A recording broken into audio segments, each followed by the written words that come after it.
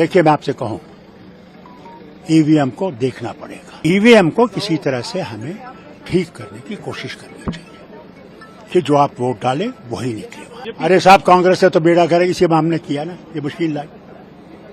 आज ये हालत नहीं होती उनकी। अरे पंडित नेहरू ने मेरे बाप को 13 साल जेल रखा। मेरी जबान से कभी आप उसके बारे में खिलाफ नहीं सुनेंगे। दोबारा चुनाव लड़ी, 7 बार ही जीत पाई। बीजेपी 38 बार लड़ी। मुबारक हो जी बीजेपी को, और क्या कहूंगा मैं। शुक्र है जीत गए। वो भी दिन था जब कांग्रेस के राजीव गांधी ने 400 से ज्यादा सीटें ली थी, याद है क्या हुआ उसके बाद?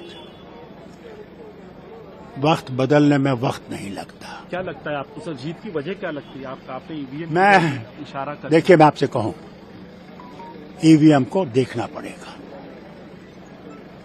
ईवीएम निकाली नहीं जा सकती क्योंकि ये बहुत बड़ी संख्या है लोगों की, और अगर हमें इलेक्शन जल्दी रिजल्ट चाहिए तो ईवीएम को किसी तरह से हमें ठीक करने की कोशिश करनी चाहिए कि जो आप वोट डालें वही निकले वहां से। तो आपको लगता है सर कि ईवीएम में कुछ गड़बड़ियां हैं?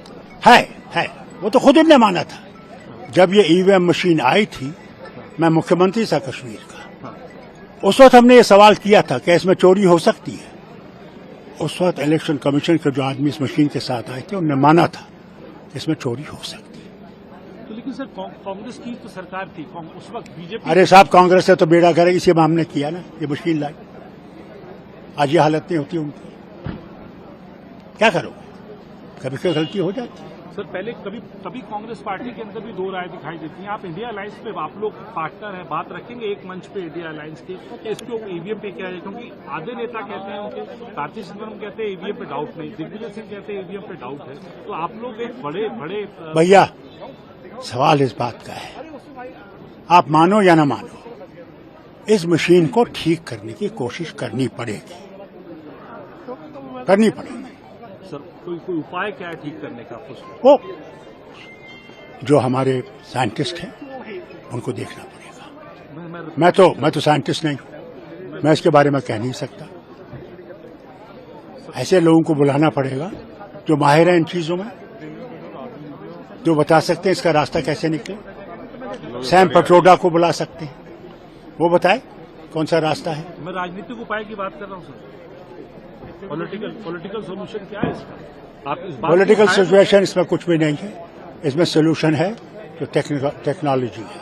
सर कल जो नेहरू साहब के ऊपर जो कहा गया, आपने विस्तार से बात तो रखी थी, लेकिन जो पंडित नेहरू पे बार बार इस तरीके की बात कही जाती है, पता नहीं मुझे, I don't know what is the problem.